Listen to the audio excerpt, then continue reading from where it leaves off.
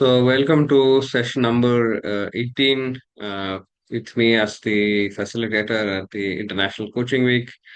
So, for me, it's day six and towards the closure segment of what's been a fascinating week.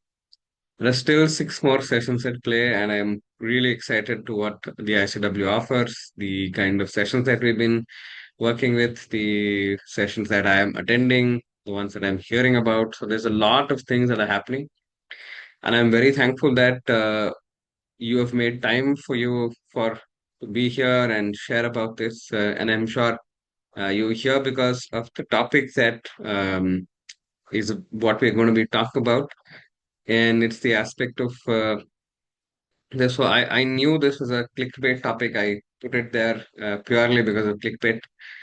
In terms of the aspects I failed as a coach, and the idea of putting it out there is in a way expressing a little bit of the vulnerability aspect of what we are undergoing as coaches, specifically young and new coaches that are coming into the equation. You could be young as a coach, you could be also young as an individual coming into coaching. So both ways, you are nascent first steps into this space is a challenging one of that, if it can be put it that way, the easiest way to answer that. And for a very, very strong space, it looks like that. But you will look at sessions, you will look at other people, and you will always say, oh, that person is doing great, that person is doing fantastic. But then they've also gone through these phases as an individual, and that was, and the whole point was an acknowledgement of that, and to hold it ourselves as a badge of honor, that yes, at many, many, many times in the coaching journey of mine, I failed as a coach. And currently, about 1,300 hours of my coaching experience, I failed in multiple spaces. And I've also gotten better at some of those spaces and getting better somewhere else as well. So it's a journey. And what we want the audience to understand is that, yes, this is normal. That we have this conversation with ourselves that I failed as a coach. And there are multiple nuances to what we say as failure. Uh, to the other aspect of what does it mean that we have succeeded as a coach. Again, there are multiple elements when we say that we have succeeded as a coach. The strong aspect is we're successful at a business of coaching. We are successful at a credential. And these are some of the success metrics that a lot of us have. And possibly sometimes the client has had a breakthrough in the session, the aha moment in the session has come by. And that for us, for a lot of us, is an initial segment of what it means to be successful as a coach. So let's sit with that for a moment. And even before that, just want to check in just by a quick show of hands or thumbs up or whatever that comes along. How many times there have you felt that you have not had a great coaching call and you failed? Or have you felt that? Yes. See one hand up. So I have for a lot of times felt that, yes, it's not working. And this I understood the moment I understood that, this is a part and parcel of the game. That currently what we see as successful coaches have also gone through similar conversations in their own head. But they've chosen to sit with that and say, how do I build what I am building? And that's why they are there. Initially, as a coach, when I came into the equation, not many people told me what is the pricing that they charge. Not, I also came into the understanding that, oh, these are coaches who are excellent at their work. And they will obviously get a lot of places where they will not be able to coach somebody. And is there a possibility that, there will be some overflow from their side for a low bono segment as well? And boy, was I disappointed. And I kept telling myself at that point, saying, Sunil, are you in the right business? Because at that point, I'd quit my job, I'd gotten into coaching, figured out, oh, this is the only thing that I'm going to do. and then I was not getting paid clients. And I was at that point of time en route my PCC, and sometimes even after PCC.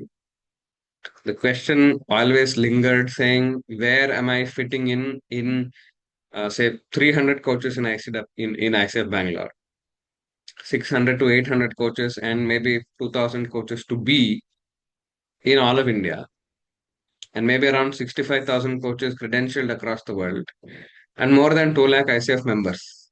Where do I fit in? The question, huge question mark, continued at some point, continues at some point, was there at some point, is there at some point. All of this is a continuum for us as coaches. Now, I'll even just share a few examples. I just want to check in with you if it feels anywhere aligned to you as a coach, as an individual, please feel free to put it in the chat. So you work with somebody connects with you on LinkedIn, Facebook, Instagram, somebody comes as a reference. You speak to them, you explain what coaching is. They come for a first session. They show all great signs of coming for the next. You tell them your prices, you tell them your revenue model, and they say, "Oh, excellent! I'm going to pay you just tomorrow."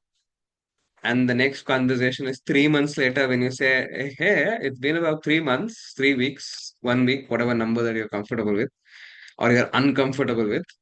You reach out to them and say, "Oh, yeah, I completely forgot. I don't think I'll be a good fit for you. I don't have the bandwidth for you. I don't think it's working out." One, you get a message, or two, you don't even get a message. How many of you felt bad? And how many of you felt let down at that point? Thumbs up, put on the chat, whatever works.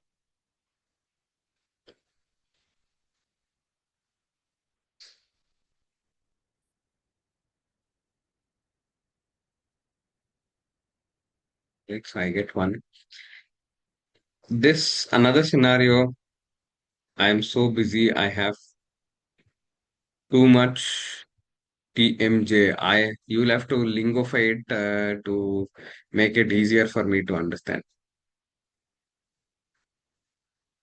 Yes. Sorry, this is just to explain that this is the responses that I get. Hey, I'm so busy. Hey, I have TMJ. Hey, I'm not in the right space. Hey, can I get? And this is week after week after week responses from people who need to sign up as people who want to pay.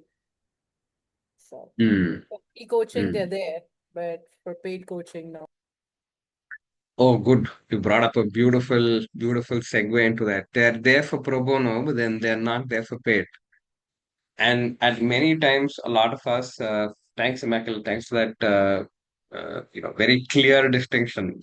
So they're here for the pro bono space, but they're not here for the paid one. It pinches you at the heart, it pinches you in the purse, it pinches, all the effort that you put in. But then a very clear thing emerges that um, these were not your clients. This is the journey that you go through. This is the churn that you go through in your journey as a coach to figure out what is your clientele or who is your clientele. Because anybody who's coming in like this, coming in for free and not coming in for paid, right now they don't sit with your clientele.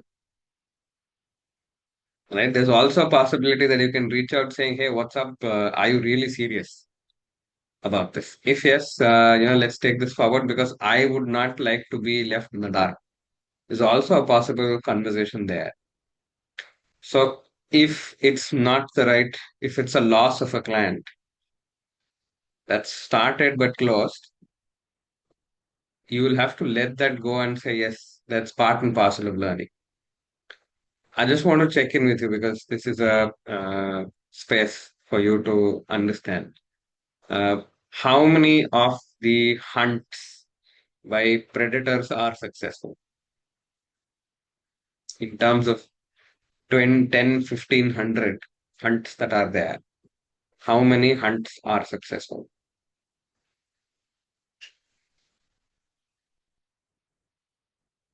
I hope you get the reference. That a Lion does not have 100% kill zones or 100% success rate. Tiger does not have.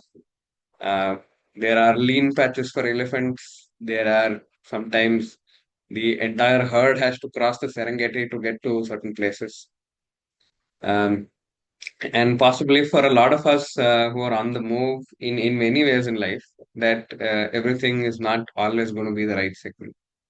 So 10%, 5%, 1%, whatever number, right? So it's important for us to not feel let down ourselves to say, oh, I don't think I should try.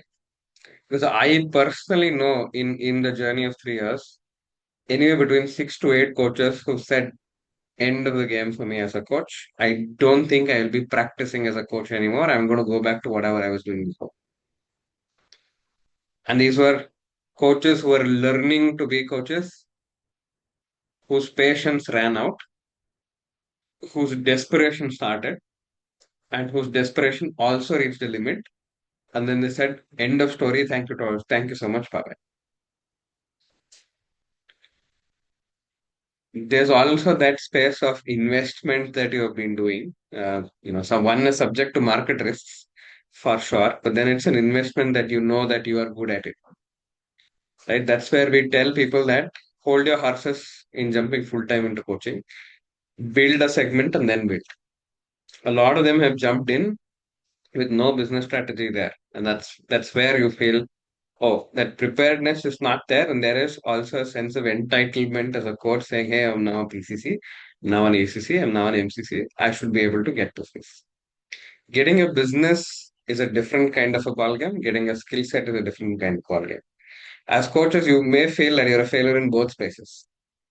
Right? One, you work with a damn good coach, and you feel like, oh, I'm nowhere near there. And this happens when I go to peer coaching. As soon as I tell that I'm a PCC, I have XYZ number of hours, the person on the other side, the light in their eyes suddenly dims, saying, oh, how can I coach this person? As in, when you create a label to somebody else and assumptions saying, hey, that person is better, not knowing that it takes so much of time for somebody to get there, and you not accounting for it, and also possibly very strongly discounting yourself in that segment. You also put yourself under the bracket saying, hey, I don't think I'm good enough. Your audience does not define what good enough is.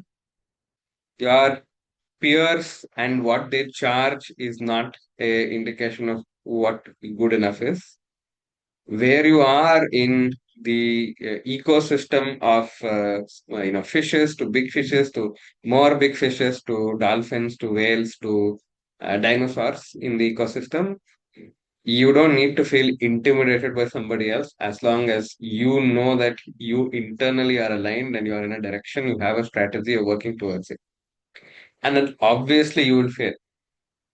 And this is a space where you're as much a young child who's just born into coaching, your day one is like that. And then maybe day five, you are stumbling around. This is more animal kingdomish, not humanish that people are able to handhold you into that. You are led there in the big wide world to figure out what is your ecosystem, what is that place for you to build. And it is a fun journey. As long as you enjoy doing it, it'll never look like failure because it'll look like learning. And every failure becomes then an opportunity to say, hey, what can I do better about this? And every time somebody rejects you as a coach, you look at it saying, yes, helped me learn something, saying, hey, what could I have done better? Or just let go saying this is not the client. So as much as you're able to define who your client is, should be able to also say who my client is not. And this is part of your learner journey as a coach. And this is very, very strong in your learning journey as a coach. Your first 100 hours, first 200 hours, for the first 500 hours. And right now, the whole equation to get your hours is so easy, right? Get to peer coaching, counts as paid hours, end of story. Then if you go back a little bit, somebody told me saying, you know what, the ICF is actually doing it right. In saying 2,500 hours for MCC, 500 hours for ACC, 100 hours for ACC. And keeping a strong percentage of it is as paid. It means that making sure you get to that credential, you will look for business opportunities.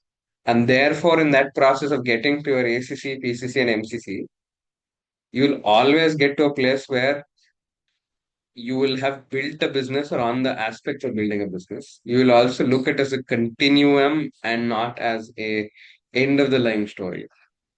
You will keep drawing bigger lines outside the smaller lines that there are and keep continuing to say, okay, this is the end. At any point where you feel you're a failure, you will need communities of spaces where people say, yes, I've also been here. I've also done that. So, as and when coaching becomes a lonely journey, it is very easy for somebody to quit. Lonely on the physical side of not meeting people, lonely as well as on the mental side of not meeting people. And remember, we work with beliefs, right? Limiting beliefs, enabling beliefs. And the whole aspect of the belief is we believe it to be true. And what we don't believe it to be true, we don't believe in it. Whatever we believe in our head, it makes sense. It makes complete sense. And if you feel if you're not a good coach, you will keep hearing stories of what is not a good coach. You're not a good coach. Somebody else told you that, oh, this could be an improvement. You will feel lost. You will feel confused. You will feel like, oh, I'm going nowhere. And these are all part and parcel of the game, right? And I also see that when you get into mentor coaching, and the later you get into mentor coaching, the more intense is the whiplash of that, because you've designed your coaching in a way that works for you. You built your 80 hours, 100 hours, maybe 200 hours, 300 hours, whatever number of hours. And at some point, you've aligned it, you've done coaching, given your client results. You go to that place and say, oh, you have to ask questions in this format. And at some point, you're realigning your entire space and you feel like, oh, is it even worth it to do this? That's an answer you have to choose. That's an answer you have to choose whether it is worth it doing it. And that answer only you know. So is it worth going through that space of getting to a certain credential, this thing? So as in when you come with a mindset of a beginner's mindset and a space of being evolving continuously and keeping yourself occupied and spaces, so that's when you very clearly know that yes, this is a journey that's going to go forward. And these are places where you will feel confused. That's where communities, mentors, friends, you will be open to asking for help. And the whole aspect of saying if you're a good coach, what would it need for you to become from a good coach to a great coach, and from a great coach to an excellent coach, and to a great coach, an excellent coach to an extraordinary coach. The journey keeps churning, the journey keeps moving, but it's an aspect of continuous improvement and not an aspect to say in a space saying, oh, I don't think I'm able to make it. And you can always take a pause, realign, restructure, come back, understand, go work with somebody who's a business consultant, go work with somebody who's a business mentor, go work with somebody who's a mentor coach, go work with somebody else. Figure out what else can you do at this point. I'll give you my own personal story, right? I'd done my PCC 2.5 years back, and then work was haphazard. So there used to be a space where a lot of work is coming, a lot of mentoring is coming, and then there was also some coaching conversations, and I was doing a lot of pro bono. Pro bono was not really getting converted because I never asked the clients for session number 4 or session number 5, and not even gave an option to say, hey, after 3 sessions that are pro bono, you can still continue with me and pay whatever you like, or this becomes the reduced low bono cycles for you to come by, and after some more sessions, something else come by. Because I didn't take that aspect to say yes. Oh, and my assumption was if I am good enough, then they will come back. That's not always the case. And just because they didn't come back does not mean that you are bad as a coach. And does not mean that you failed as a coach. Internal to individual sessions. That there's always that space to say, okay, the client didn't get an output. I didn't ask the right kind of questions. I could have asked something better, right? And I didn't know what question to ask. The client is a very tough client.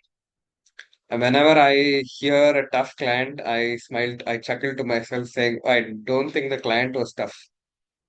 What you found it was working with the client was tough for you. And the client has got nothing to do with being tough or not tough. What it gives you an indication saying in an aspect is either this person is not the right kind of client for you, or there is an aspect which made you uncomfortable in that space to consider this a conversation. And maybe you should take it up with a mentor or a consultant, sorry, or somebody else to see if that works, if that needs some more refinement. Or else there is an aspect of skill set that needs improved to say yes. Because at all points of time, the client you have to operate from I am okay and you're okay as a state. And it also, and sometimes somewhere along the line, hoarding of multiple certifications becomes also a space of underconfidence in your space. And that's also a very clear indication of the imposter that's working behind the scenes, saying, oh, now I've done ACC, I've done art therapy, I will do CBT, I will do NLP, I will do AI, I will do appreciative inquiry. I will try and learn what AI happens. I will learn this. I will learn, say, NLP. I will learn something else. I will learn emotional intelligence coaching. I will learn saboteur coaching. I will get certified in Hogan, Spark, Lumina, whatever. And not that I'm endorsing anything, not that anybody has paid me to do this, but no, the more you try and hoard, the more it feels that internally you don't feel safe. And at many places where you don't feel safe, that's an indication of a deeper aspect or a lighter aspect, what gets visible in the pyramid or in the iceberg, is an aspect of saying, oh, I have fear of failure. And fear of failure is amplified by the belief that, oh, I'm not good enough. And that gets further strengthened by instances somebody else tells and instances you also go through. And the belief keeps getting stronger and stronger. And cynicism very quickly sets in and say, oh, this is not working. And then you go back to something else.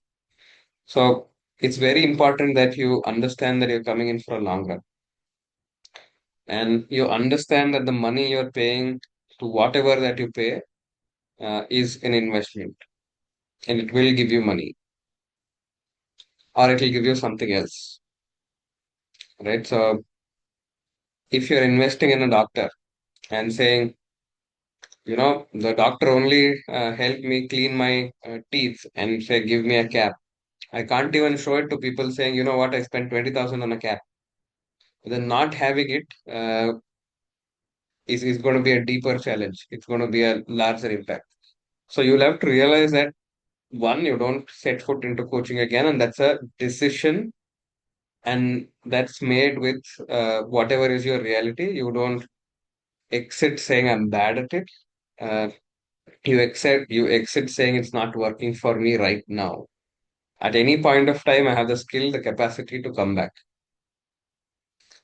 And or you stay in the system making a decision saying, you know what, let me figure it out in this space. And it always helps to have a backup plan. Now that you're creating a backup so that you get there, but then in terms of revenue, let's be very honest. That revenue defines a lot of it for us. To say whether we're a successful coach, we're a good coach, whether you failed as a coach, the amount of revenue that you're making makes it there. So when I got to that space in that early last year or late last year, said projects are coming in their own segment. What do I do? And that's when I decided saying I will take coaching easier while I set up a backup plan of working with podcasting as a service, working with uh, the aspect of LinkedIn as a service, and take it to people. And touch wood and bless all the good gods and goddesses that are part of the Indian my ecosystem. That it started to really change flow. build into something else. And I don't now ask myself, saying, hey, nothing happened this week, nothing moved this week. There were 10 people that I spoke to, nobody came forward.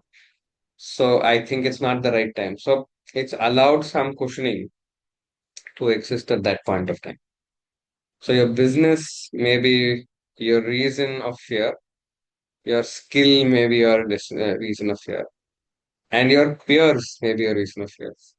But you still need to get to a place where, yes, you know that you're playing the long run, and you always play that spot, and you know that you're going to fail, and that's okay to fail.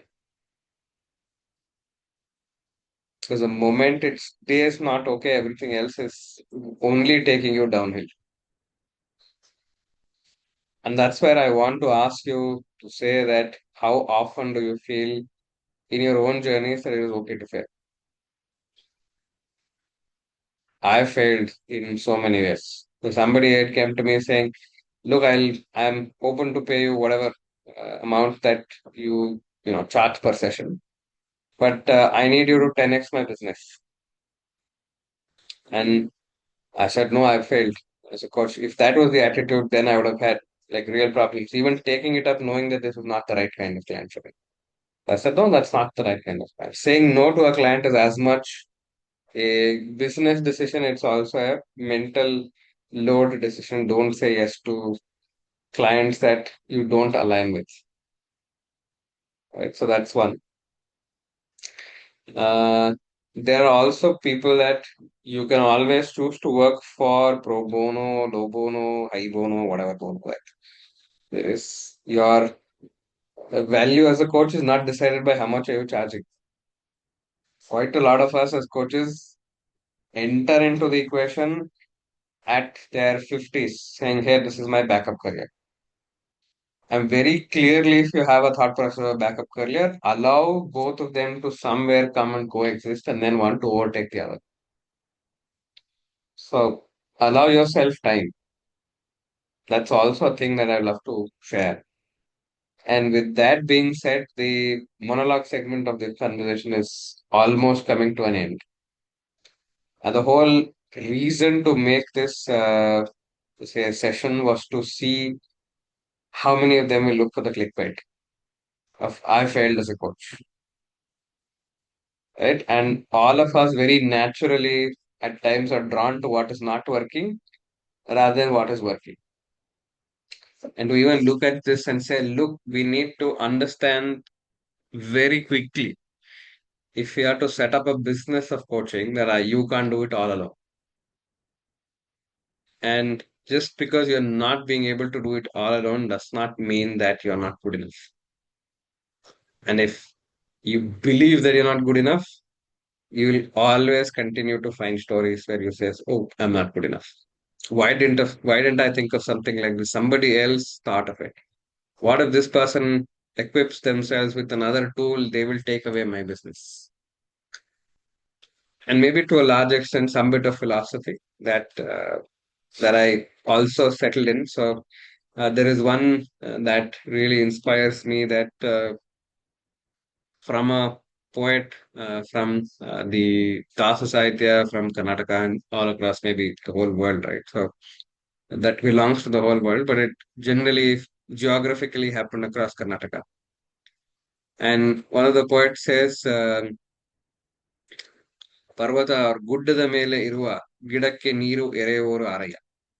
So that means basically, who is that one person who is putting water to that tree or plant that is on the remote side of a random hill because it exists. And that means there is sustenance for it. That means there is a sense of belief from that space that will happen. And the ecosystems are set up like that.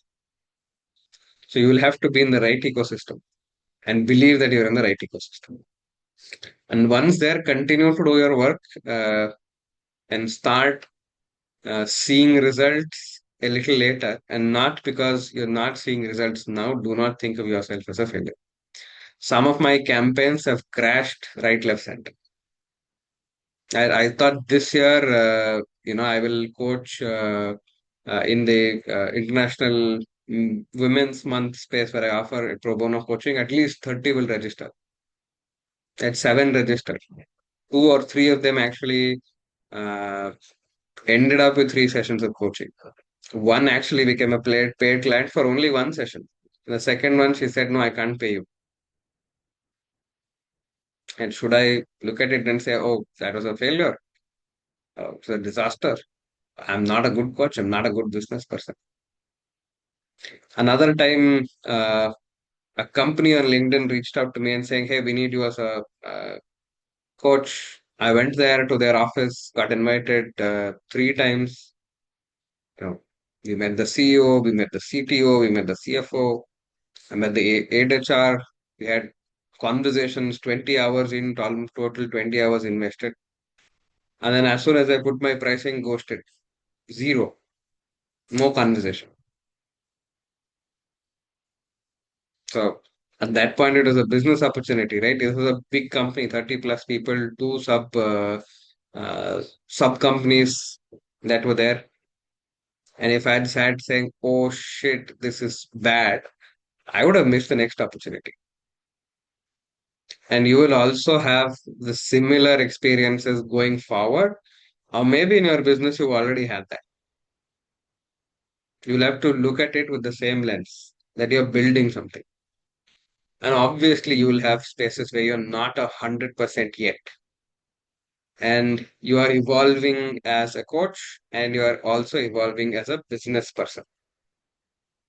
And so with that thought process and that attitude, you will never look at yourself as a failed coach, because there's always point of improvement.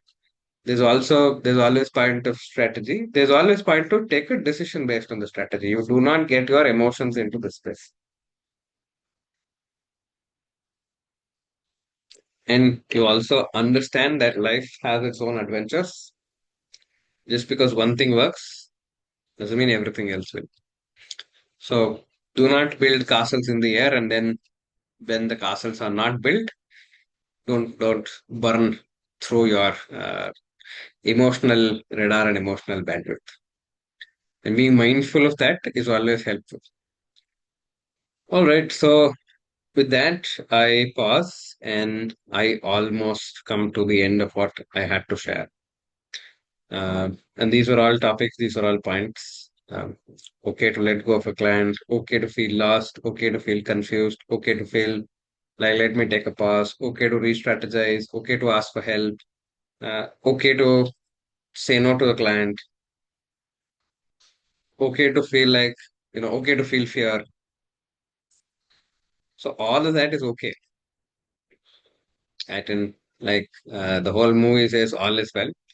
Sit with that, work on it, and then you will always get to be a better coach. And I know this makes me sound like I'm some kind of a teacher, preacher, but this is my lived experience to say yes. And no point do I say, "Oh, I'm a failed coach." So the moment I do that, I'm crashing out on all that I've already built. Many, many hours, many, many months, and many, many years. Not many years, but generally putting it there. Oof. There's that. Any thoughts, any questions, any experience share? We are open.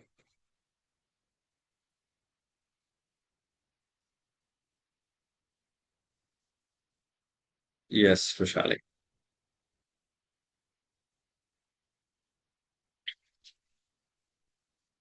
And it's okay to also reprioritize something else versus coaching. Don't put yourself through too much of that space to say, "Oh, it's too hard." Like, so allow yourself to take a decision that works for you. Yes, Emma Ferns or Immaculate Fernandez. Go ahead. Yeah, I wanted to share that I'm pretty early in the journey, but somehow failing feels okay with um, whenever there is a mentor, because Mm. the first time um, I was going through a lot when I was doing my journey, a lot Mm-hmm. of personal stuff, which then went into my work life and I couldn't focus at work. And then I quit work in 15 days that I joined. And I was also, recording at the same time. I'd finished my mentoring. So I was recording my first call for ICF recording. And I came from, the thought that, oh, I take training sessions, so this should be simple. And, I have depth. So the first call, went as per, and they told me, oh, look at it as a driving class, and you're just doing the driving, so just do one, two, three, and you'll be okay. I did one, two, three, and they were like, no, this is not the recording. The first feedback came in, red, and I was like, oh Mm. my God, it's a red. I thought I will just sail through. And then the second call, they were like, I think you can do much better. And by this time, I said, you know what? I've already shared with this mentor that, look, I'm going through a really tough time. So why don't they just give me a break and, just push me through, take my recording? I said, anyway, I had lined up a call again with one of my colleagues begging for the third time. Please help. I need a third recording. And they gladly said, okay, fine. And it wasn't easy, but the third call I did the way, which was very different from, I had gone through three versions of my self coaching. And in the interim, what I found was every time I got feedback, I was getting better. And the third time they were like, oh, wow, you didn't paraphrase. You didn't do these things. You didn't do like, one, two, three that we had told you. And this is awesome. And although it was so tense at that point in time, I felt like I emerged someone who could listen better, which was exactly what's the prerequisite. Somebody who could have empathized better and someone who could hold space for the coachee. So I think every time I failed, I just learned how to be better, and there's no harm in it. In the sort of sculpting that marble, I just give it that sort of an analogy, and I just wanted to share that.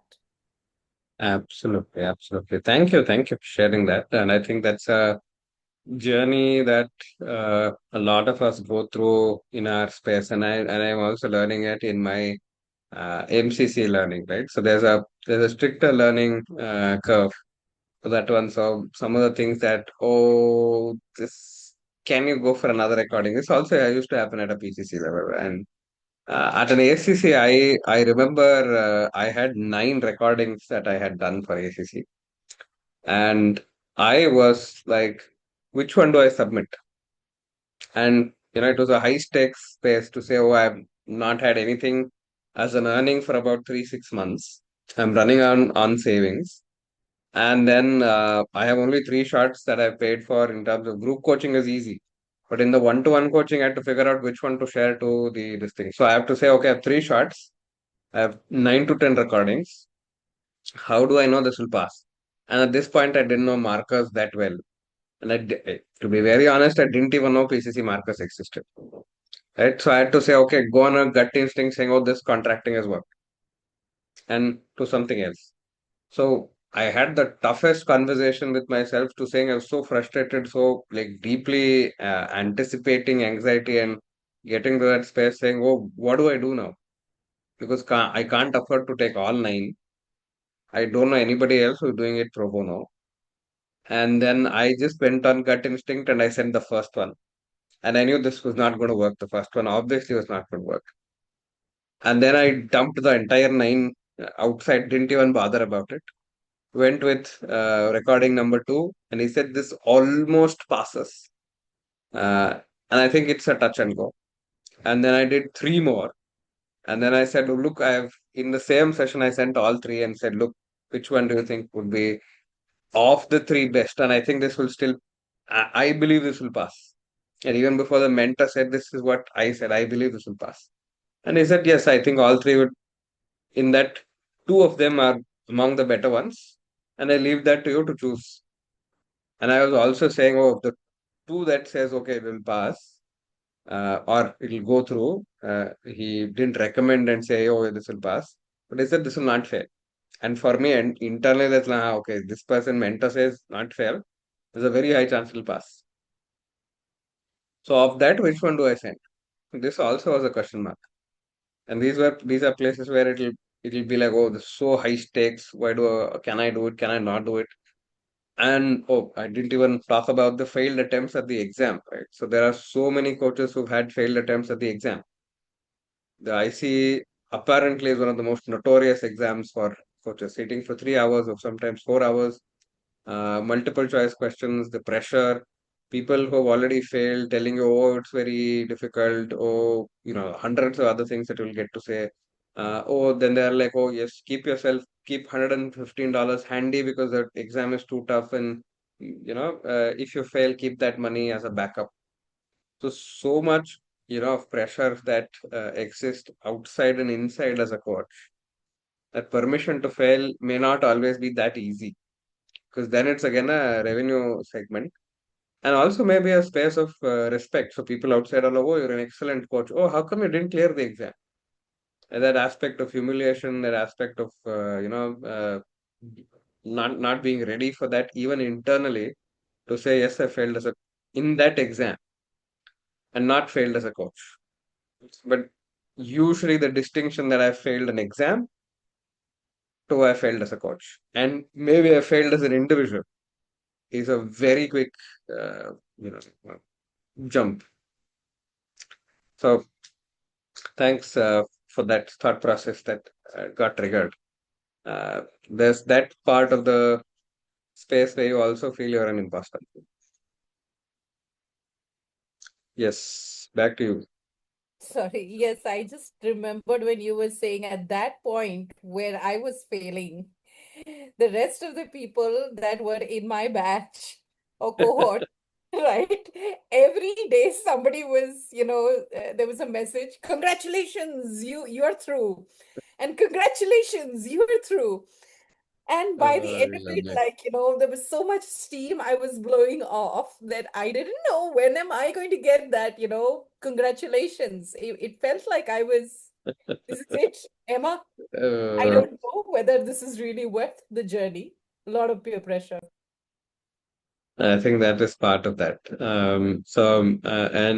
And every time I give you another example. So every time one of my cousins get married, one of my friends get married, one of my juniors have their first kid or the second kid, there's a silent, unsaid statement at home, the elephant in the room that's not addressing when tera kab hoga, when will yours happen? So I've been there, done that, and it happens all across life, not necessarily as a coach capacity. So you'll have to see that in all of life there are problems, there are all of life there are situations beyond your control, and coaching also in a long way, in a very strong way is something like that. So you'll have to let go of that space, saying this is going to be perfect. And the more you cling to perfection, the thing is there. So you'll as long as you accept that it's your journey, that for you it may take another 10 more sessions. For somebody else, it may have taken easier.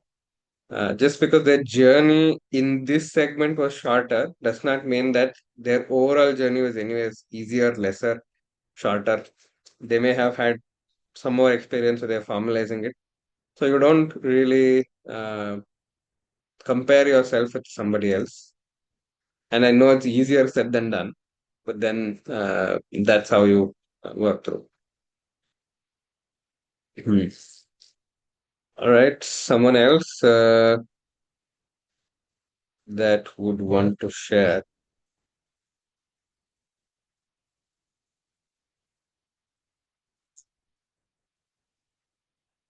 anything from Ravinder, Mary, Jyoti Prakash, Anchal, Malika.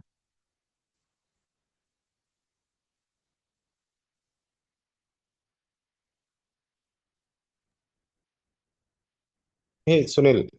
Just Jyoti Prakash. Yeah, it's like, I don't know,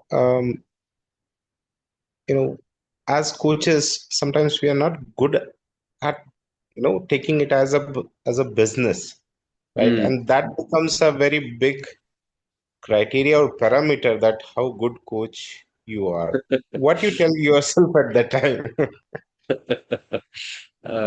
So I usually tell this as an example to say, yes, I use my mother's example, right? So my mom's horrible at making upma, and then she knows it. She wears it as a badge of honor. But all the other 10,000 dishes that she does, she's good at it. And she keeps trying at what makes her better at it. So at some points, one, you sit with what is your strength as a coach, a strength as an individual. You may not Mhm, now right now find that as a possibility. So you come back another time, you figure out what works for somebody else, ask for help. You look at it as any challenge that you are seeing in any other aspects of your life, and look at it as a challenge, try and overcome that space through whatever works for you, design thinking, critical thinking, asking for help, asking a mentor, not recreating the whole thing, going for something easier, uh, and working on this as a segment, saying this is going to be this the next 10 years, 12 years. This is mhm. a gym program. It's not a lose your weight in 2 days program. So if you're feeling that business is not working, check with somebody who is open to tell you about how to run a business. How do you run receivables? How do you run this thing? Do you look for a grant? How do you build a company? Can you take time off? So I was like really jumping around saying, let me build a company, let me have a GST, blah, blah, blah. And a very good friend of mine who's in the accounting space said, Sunil, until 20 lakhs is your overall revenue. And don't bother setting up a GST because below GST, below 20,000 as a, sorry, 20 lakh as an overall revenue in a year, you don't have to build GST. Get to that number and then build it. So it's again looking like the right kind of advice you're looking for. That means you're asking the right people the right questions. And sometimes the right people the wrong questions also. And if they're the right people, they'll tell you the right answer, even though you've asked the wrong question. So you just treat it as a learning and maybe even parenting, right? So some of them are Mhm. good at parenting and some obviously not. And just does not make them a bad parent. It's just that a parent in learning. Makes sense. Yeah. Thank you. And I know it's a metaphorical statement, but then at some point, like even as a offering, if you feel like you would need some help in terms of this, go to a consultant. It's because you're looking at this as a space to say, oh, this is a long term thing. And just like how you vet a company, how you do a little bit of stalking on person you're trying to marry, person you're trying to date, make sure that you do a little bit of that vetting in terms of saying, hey, will this work out for me?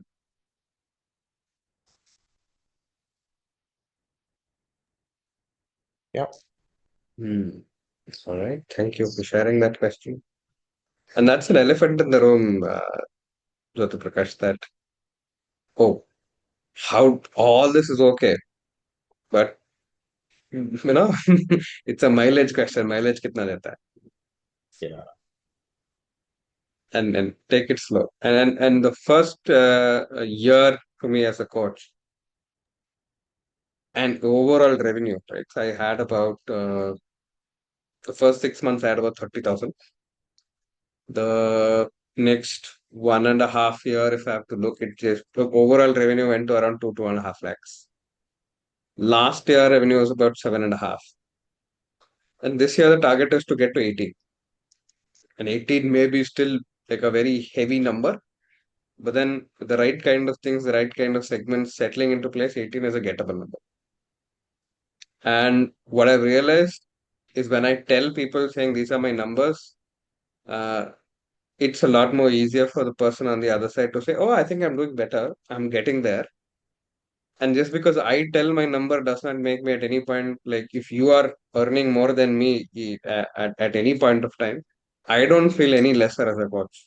And I'm saying, yeah, this is my journey. At some point, it'll get better. So I never had the privilege of getting anybody telling me saying, "Hey, Sunil, I get this much from a coaching hour." Very few are transparent, and that's one of the reasons I am mad about being transparent, saying, "Hey, this time nothing happened, or this time I got this project, and this is how much the project paid me." And just because I ask this number does not mean that you should ask the same. You could ask even higher, and you could ask even lower, and you could ask the same. What works for me, but figure out what works for you. So I leave it at that.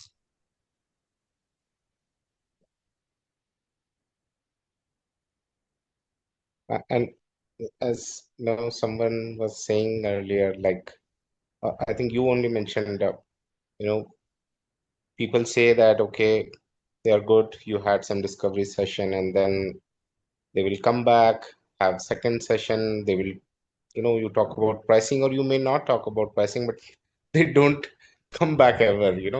So I was like, what works? Is it pro bono people come back, or is it like you charge less, then people come back, or what you do, then people, or it's purely luck that okay, it may happen, it may not happen. I wouldn't say it's purely luck, but there's also an element of luck there. There's also a possibility of saying, look, you've been consistent at it. People start noticing that you're doing something like this. So nothing that is pro bono is ever pro bono. Mhm. So I will tell you of an example. So one of the pro bono that I did 3 sessions, the lady gave me 15,000 to say, hey, you run an NGO or you run a scholarship program for kids. This is money for that, right? And during International Women's Month, I did a pro bono session where we say, I will teach you how to do creative writing for women. And then the value proposition out of that, I got 5 people out of that 35 that attended the session to enroll into an advanced program. And the advanced program was charged about 7,500. 5 people, right away 22,000 in the kitty. I was like, wow, right? Mm. So that's one. I've had one pro bono, entire pro bono year get me zero. It's just that at some point you are like a person you selling a new pickle, and you're outside on the road offering every person saying, taste the pickle. Some people are like, I don't like mango pickle, I like lemon pickle, but you only have mango. Somebody will like, oh, this tastes excellent, but my wife is also a pickle maker, so I will not be taking it. Somebody else comes along, does not even look at it, buys it, and then says, oh, I don't think it's worth it. Somebody comes 10 times, in the 11th time, they'll be like, I think this is exactly what I need because 10 times have come. I really love it. Nothing else beats the same thing. So, what really helps is being consistent, being there at that point of time. And that's what Mm. business people will tell you that in business, the biggest aspect is to be in business, as in you don't let go of that business. So, you're always in business. So, that's the thing I've learned from conversing with a lot of people, that you stay in the game long and you play the long game, that will work. Does pro bono always work? That's a different ballgame, right? So if I had that decision making capacity right now to say, oh, I have enough money to run for the rest of my life, I would very easily at the drop of a hat start doing sessions where there is no monetary delta. But right now I'm not there. So in my general aim is in another 6 years, I want to get to a place where I don't charge for my coaching.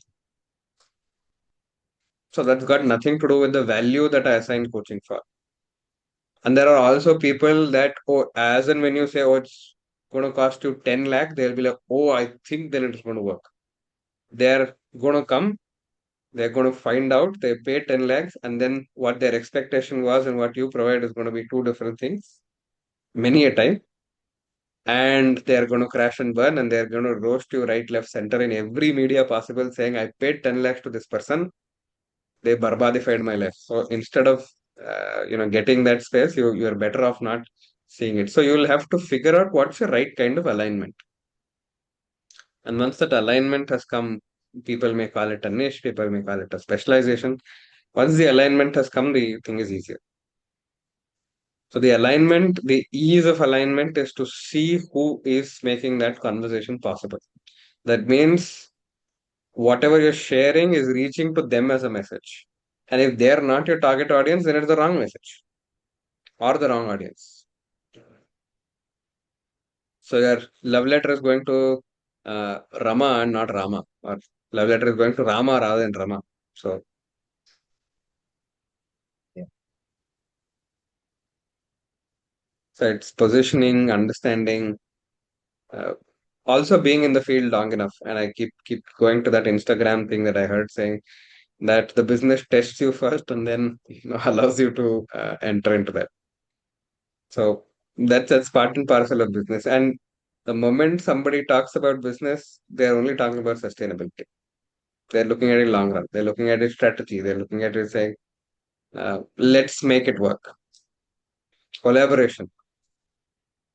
So these are all different elements in terms of a business. And they don't really need to be anything that's got to do with skill set as a coach.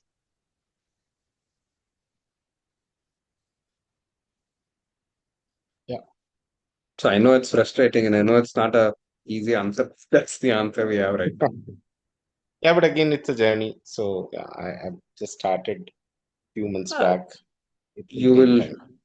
take set yourself about a year in, right? So by then you know the field, you know the ecosystem, you know what works, you know what is working for you. You can ask around, you built a network, hundreds of other things have become more for you. You are enriched. And then your with data will take better decisions. That's about it. Hmm. Thank you. Anything else from Jyoti Prakash or Emma or Mary or Anshul or Malika? Yeah, very quickly, just quick share about one of the clients that I had, where I do workshops as well as this is a new client. So I offered them coaching as part of the whole journey. And they said, well, wonderful. I said, I have 100 hours to complete. They said, we have 100 employees to offer. I was like, fantastic. So I told them that I'll just give you some numbers here to work with as well. Quick share. So they said, okay, fine. We're okay with about over 3 lakhs for your workshops. And since you're also learning, we'll give you 5,000 for about 100 people. And I was like, wow, fantastic. This works well. After a few months, cutting this really as short as I can make it, they said that, okay, listen, now, something has happened, something has changed. What we'll do is we'll give you just 5,000 for coaching, 100 hours. And I Hmm. said, hey, what happened to the other aspect, which was larger for me? And they said, I said, this 5,000 was because you were doing the 3 lakhs plus. And they were like, oh, yeah, but you know what? We don't want to position you everywhere. So I said, fine. Then, I had to say no in that moment rather than keeping the client, you know. So, and I know it was a good dynamic because I was already crushed even for that 3.5 plus. So I said, this isn't worth it. And I put my foot down. Somewhere else, I got another 5 lakh plus. So I think what you're saying makes sense because there will be very difficult choices to make. It's not like I make, 20 lakhs plus in a year that I can choose to say no to 3.5 lakhs plus. Yeah. But I Okay. think it's a stand that, we make as business people, knowing the value of which we are putting across as well, even if we are learners, even if I'm failing miserably. I think I'd like to hear your thoughts on that, please. Oh yes, I think see it's a strategy, it's a space where you say, oh, it's not working out, something else comes along. Now, just as an example, right? So my uh, peers who are in the non-coaching segment from the engineering segment that I came by, their salaries are in nowhere in any distinction to what is mine, and it's a different ballgame altogether. So I don't even pay tax the last 3 years, and these guys pay a lot of tax. And some of them are in the 30 lakh, 40 lakh segment already. And if I at any point were to say, look, these guys are making so much of money and I'm not, then I am the one who's losing because I am setting up a business and it's going to take time. One. The other aspect is you will not always have to say yes to every coaching that comes along, and you always have a choice to say, oh, I don't think it's working. And you will always get opportunities elsewhere. And sometimes I've realized things not working well is a blessing rather than crib about it, saying, "Oh, I lost this project," and some of the times I've lost a project. I've been very happy because the next 2 or 3 weeks or 2 or 3 days later, I've got something that aligns with me and that works well for me. Right. So it's that the numbers sometimes matter, some numbers don't matter. So it's always a space where you choose what works for you, what don't work for you. And when you're choosing, you have all the agency in the world, and you don't do it out of fear, you don't do it out of uh, something else. So you choose. So it's not being chosen for you. So that way you are able to see what works, what doesn't work. Sometimes projects come, projects don't. Projects look like they're literally whatever came to your hand will not come to your mouth. So many things. I had one client who had said $100 an hour, worked out fully in. We had 3 sessions, and it was almost an entire year of contract every 15 days. That meant in my head, I was like 26 into 8,000. Like, wow, right? So that's a big number.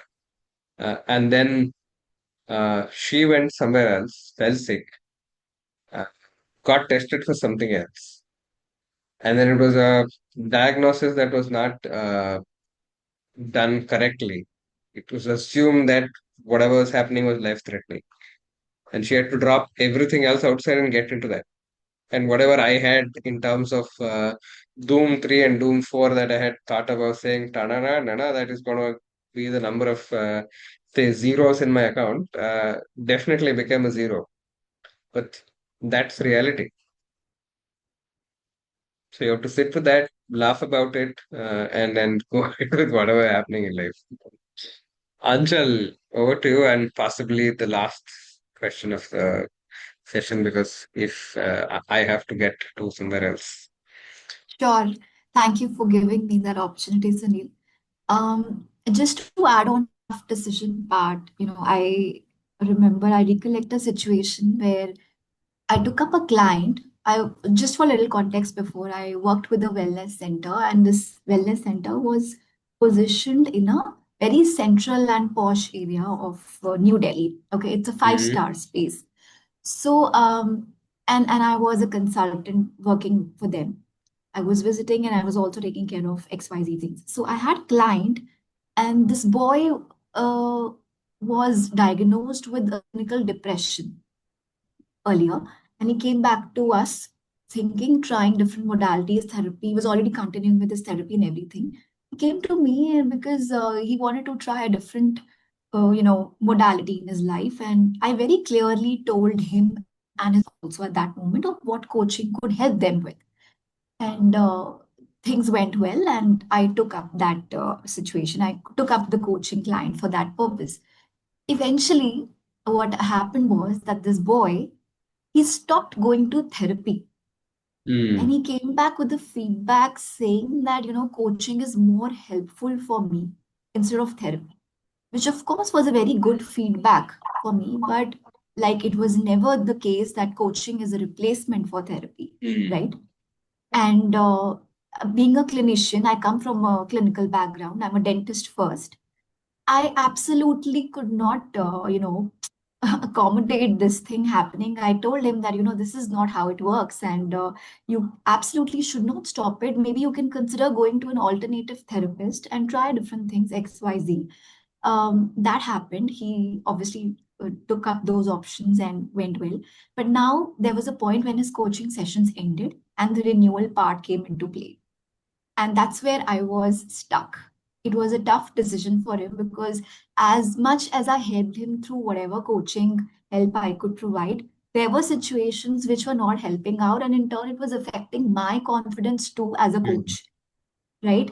So that is a call, and that was an honest conversation that I had to go with myself to understand whether I should really take this, whether should I consider targets or, uh, all of those pressures and everything, versus my integrity and how I can really help him through. So at that point, I felt that he needed therapy more, and coaching was only something that will help him when he's at a certain point where therapy has already helped him through, right? So that said, I did not go in for the renewal, even when the client wanted this to happen. I actually denied him, saying that no, at this point, maybe we are in for it, but only when I can, reassure myself that okay, this is something that will be a mutual help for both of us, and not just for giving you a safe space that you want to hold for yourself. So that's that, and that's about the tough decisions. Sometimes you just have to go beyond finance and targets and all of those things to come about and realize that okay, this is not what is going to work for you, like you've mentioned all this while. Absolutely. Absolutely. Absolutely. And see, it is from an ethical standpoint also that, oh, if they've come for something and they feel, yeah, this is it, and then you feel that's not that. So alignment is not there. So at that point, it means that, oh, there's nothing more to it. Again, nothing more to it is possibly a less nuanced way of sharing it. But then there are some places where there is a pause, some places where there's a full stop, and some places where there is a comma and nothing else is written after it. So there's space for all of that, and that's life, right? So your coaching is one of the aspects of life, and life supersedes as a superset in all of life. So it's always going to be a space where some choices are hard, but then they are necessary,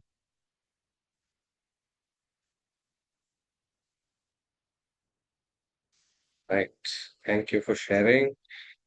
And with that, I stop the recording.